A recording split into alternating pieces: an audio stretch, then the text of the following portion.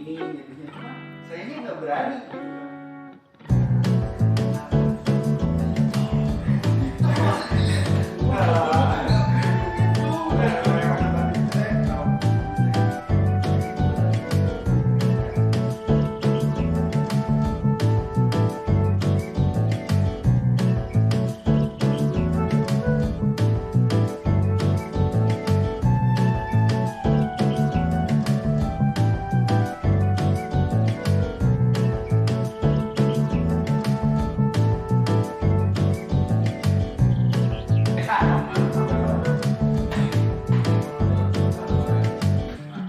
Oke, hilangkan sejenak penatmu, berdansalah bersama.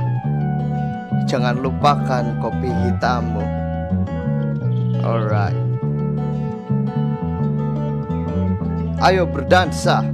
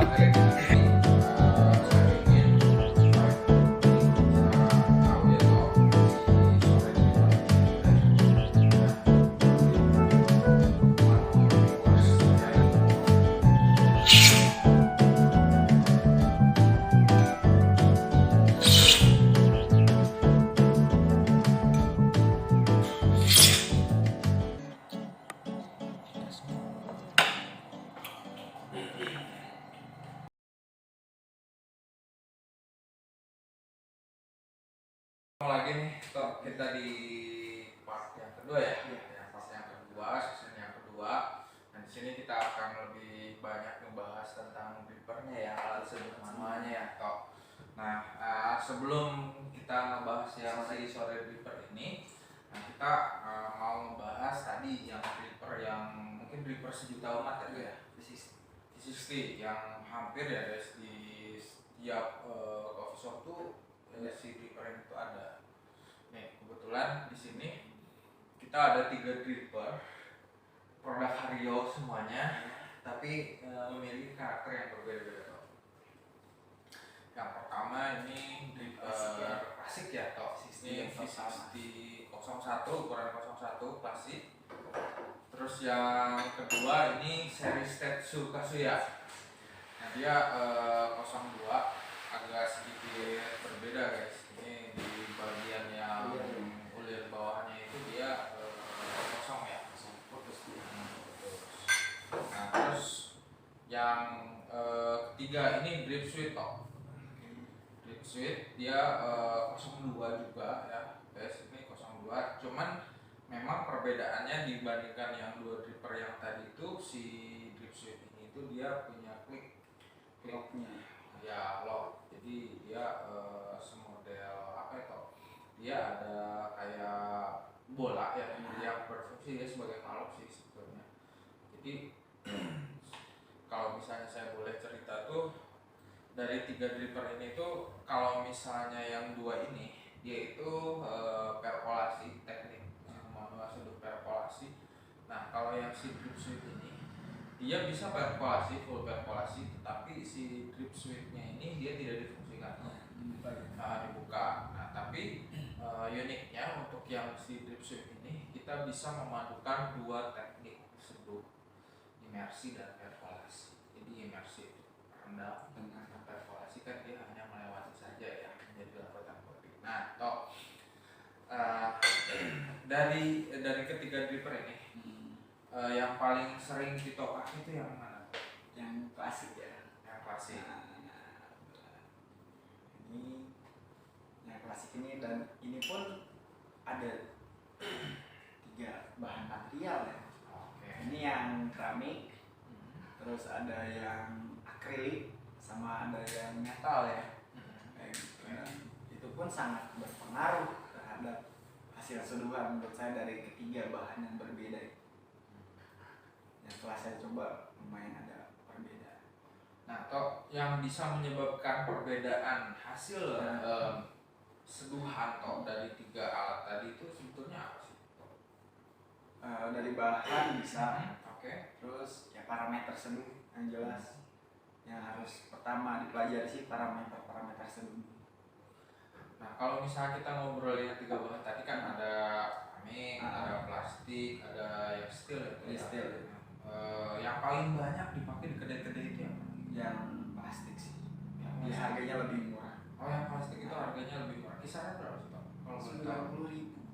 90.000 guys. Jadi kalau misalnya ingin paket yang ekonomis ya pilihannya itu ya coba dulu pakai dripper yang plastik gitu ya. Itu Vario kan? Hario. Vario. Jadi Vario tuh bisa dapat 90.000 guys. Ini yang keramik ini lumayan di range ya sampai 400 deh kalau nggak salah tuh.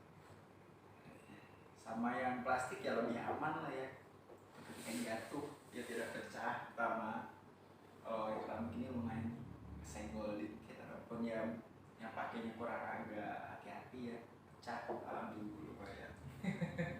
Ya itu kayak banget. Ya harus apik sih yang plastik. Ya pakai ya. Jadi lebih kalau misalnya kita apa ya obrolin tentang konsistensi hasil seduh. Nah, konsistensi hasil seduh dari tiga bahan yang tadi kan plastik, keramik, sama steel. Menurut kita yang paling konsisten dari bukan konsisten ya, lebih optimal kali ya, lebih optimal untuk hasil seduh itu yang mana? Kalau saya ketika apalagi untuk kompetisi saya lebih prepare untuk yang keramik ini. Yang keramik. Karena si keramik ini dia lumayan cukup menahan panas lama. Untuk drop suhu air yang digunakan dia cukup mengikat cukup lama dibanding bahan yang lain. Karena mungkin si keramik ini tuh dia bisa menghold temperatur Ya. menghold temperatur. Jadi ibarat kata nih kalau misalnya kita mau brewing, si temperatur air itu dia nggak langsung drop gitu ya. Benar nggak? Betul. Kurang lebih seperti itu. Extra kopi itu bakalan lebih optimal Yes. kalau misalnya menggunakan keramik gitu ya. Dibandingin yang plastik Sama yang steel. Kalau yang steel itu mungkin ini ya kayak karena sifatnya besi itu mungkin nyerapannya cepat tapi melepasnya cepat. ngelepasnya juga cepat. Tapi kalau untuk harga yang steel Lebih mahal lagi dari ini. 1 juta lebih. dan kalau misalnya di kompetisi banyaknya Ya. orang-orang pakainya yang bahan Ya. keramik guys. Juga ada juga yang keramik. Oke toh. Nah setelah kita bahas nih si dripper yang sejuta umat yang banyak kita temui di coffee shop, kita mau membahas sore dripper dari Camillus itu ya toh ya. Nah toh kalau misalnya kita melihat nih dari bentuknya si sore dripper toh dibandingkan sama kebanyakan dripper V60 toh ini kayaknya sih toh. Oke, siap. Itu 100 orang pertama yang dapat sore dripper toh jarang terjadi gitu bro, jadi bisa jadi rare item. Nanti ke depan.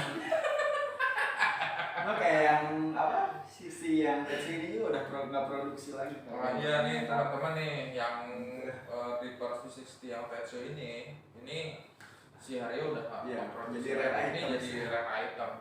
Benar. Silahkan ketinggi. Enggak dijual. Di lobby. Oke toh, kita balik lagi toh nih ke sore dripper toh. Nah perbedaannya si sore dripper ini dengan dripper manual brew pada umumnya ini tuh apa sih toh kalau kita melihat sekilas? Kalau dilihat dari bentuknya ya dari visual mata saya dia memiliki pertama lubang kecil yang cukup banyak. Kalau di sini nih ada berapa sih lubang saya belum baca nih. Ada 60 ya kalau nggak salah. Ada 61. Sorry ada di sini keterangan 61 lubang. Ada 61 lubang yang presisi dan gila nih. seragam untuk memastikan ekstraksi yang merata. Jumlah lubang yang banyak akan memudahkan air mengalir sehingga memperbesar potensi even extraction dan meminimalisir resiko over ekstraksi. Meminimalisir over ekstraksi. Oke. Terus dari bahannya gimana sih? Nah ini untuk bahannya nih itu kalau nggak salah kacanya borosiliket ya. Borosiliket. Ya. Oke. Terus untuk lubangnya sendiri dia termasuk flat. Flat dia tidak seperti ini kan langsung lubangnya bisa, jadi lumayan cukup ada rendaman dulu di sininya. Sudut-sudutnya juga ya beda, kita coba baca kemiringannya 25 derajat kok. 25 derajat ya. Benar nggak ini 25 Iya, derajat? ada. Nah, 30. Iya, 25 derajat. Kalau fisik sih ini kan emang dia kenapa sudut fisik sih emang kemiringan itu dari sumbu lurusnya 60 derajat ya, kurang lebih. Ini Makanya dikasih nama V60 toh. 60 betul. Kok dibaca nih, Sorry Dripper adalah alat seduh yang didesain untuk mengeliminasi variabel pola tuang dalam menyeduh kopi secara manual. Jadi sehingga kita cukup fokus pada variabel utama dalam segitiga seduh, yaitu grain size, suhu, dan rasio. Oke, berarti kalau bisa saya simpulkan orang dengan di sini kan ada bahasa mengeliminasi variabel pola tuang. Berarti orang dengan gaya tuang mau cepat atau lambat dia tidak terpengaruh. Jadi kita fokusnya ke 3 variabel yang ini grain size, suhu, dan rasio. Bisa dibilang seperti itu ya. Tapi ya kalau misalnya kita ngomongin masalah agitasi ya kita nggak tahu juga. Ya, Kalau tapi misalnya si ya. airnya dia yang kencang, pergerakan si air pada saat ketemu kopi ya mungkin itu ada salah satu faktor untuk dia power untuk mengekstraksi kopi juga. Ya. Mungkin toh. Nah kita coba lah ya. Kita coba Kita ya. cepat sama lambat hasilnya seperti apa sih? Soalnya ya di sini menurut manual booknya ya mengeliminasi variabel pola tuang. Berarti ya kalau saya sih bisa mengartikan yang pola tuangnya itu ya tadi besar, kecil, air debit airnya ataupun agitasi yang kencang apa lambat itu nggak terlalu jadi pengaruh di alat ini. Berarti nanti kita coba gini toh, ada dua pola ya. Iya. Yang pola yang pertama itu kita coba misalnya slow pouring, Ya, gaya betul. yang kita slow pouring. Terus yang kedua itu agak cepat. Iya. Tapi dengan kopi Ya sama, rasio kopi yang sama. parameter yang sama. Nah, cuman kita nanti membedain cara Agita tuangnya. cara tuangnya. Nah, oke ya teman-teman. Kita akan coba untuk menyeduh kopi dengan si Sorry Dripper ini. Nah, terus nanti kita bisa lihat nih Kang Tito pada saat nge-brewing itu polanya seperti apa. Nah, nanti kita coba bahas juga hasil kesimpulannya seperti apa gitu ya hasilnya. Oke ya teman-teman, oke kita coba ya.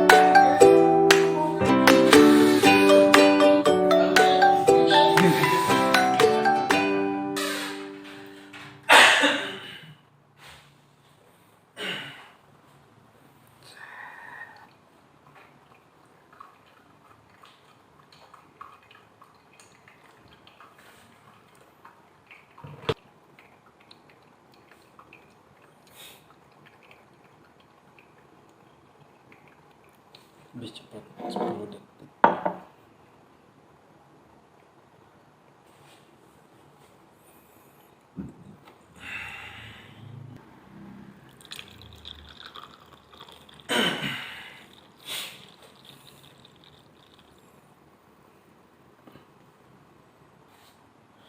Oke, ketemu lagi sama kita. Tadi kita udah nyoba ngebrew kopi ya, Iya. pakai dripper si sore dripper ini. Kita 2 kali ya, tadi ngebrew ya. Oke toh, bisa kamu ceritain nggak roast bean apa yang dipakai buat nyeduh ini, terus parameter seduhnya, simpelnya aja Iya. toh, seperti apa toh? Kali ini kita menggunakan Malaya Honey, roastingan dari Morning Cup. Iya dong. Dengan gramasi 15 gram, green size di Hario itu 15 klip suhu 90 Course atau medium to course medium to course. Oke. dengan suhu 90 derajat dengan interval pouring 4 kali, tapi kita mau membuktikan apa yang ada di manual book ini. Baik lagi manual brewing experience buat saya, jadi saya sendiri yang harus buktikan kayak gitu antara perbedaan fast pouring sama slow pouring, karena di sini ada bahasa mengeliminasi metode pola tuangan, apakah itu berpengaruh apa tidak terhadap hasil sebenarnya. Oke. Nah, Terus sekarang kita di sini yang ini slow pouring, ini fast pouring. Jadi kita mau cicip dulu nih hasilnya. meskipun waktunya mungkin berbeda Iya, tadi sih temperaturnya agak ngedrop kali ya, pasti ada perbedaan. Iya temperatur. jelas. Cuman ini kita jauh nggak sih pengaruhnya gitu. Kita coba. Ayo Tok, cobain Tok. Orang mau nggak bisa tuh gituan tuh. Ya, gitu. Apa yang bisa kita rasakan antara perbedaan?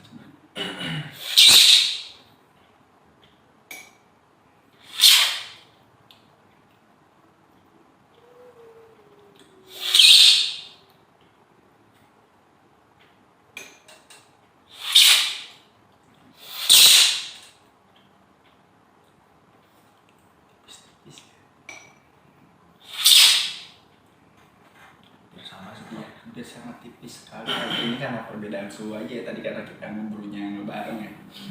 Jadi kita di sini membuktikan apakah yang di manual book itu benar apa tidak. Jadi ini bukan kata manual book, tapi kita sendiri yang membuktikan. Ternyata pola tuang di sini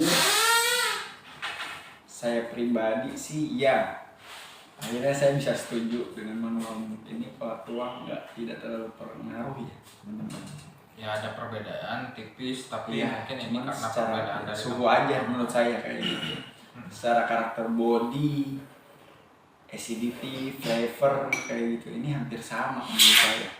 Enggak, biasanya kan kalau kita di dripper lain tuh pola tuangan sangat berpengaruh ya, karena itu pun termasuk ke parameter seduh yang harus kita perhatikan, antara penuangan lambat dan penuangan cepat kayak gitu, karena itu nanti jatuhnya kayak hasil ekstraksi.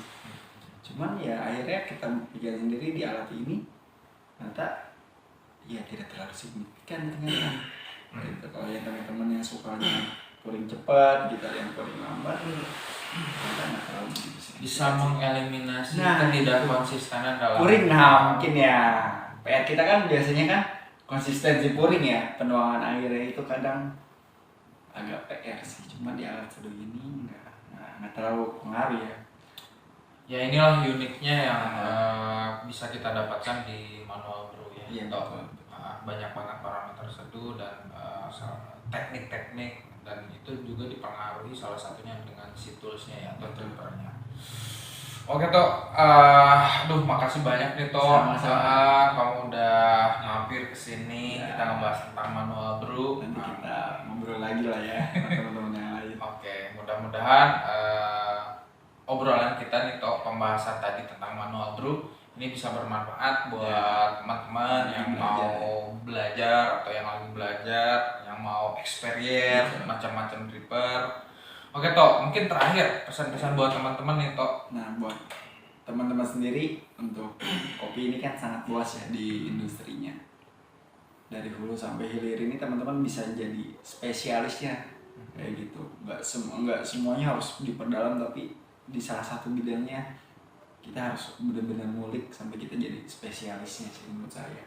Dan harus konsisten pertama lagi itu, karena di industri ini butuh kekonsistensian. Mantap banget ya. Jadi konsistensi itu adalah kuncinya. Oke Tok, makasih banyak ya Tok ya. Sampai jumpa lagi. Oke teman-teman, sampai jumpa lagi di podcastnya atau vlognya di Mas Family. Bye.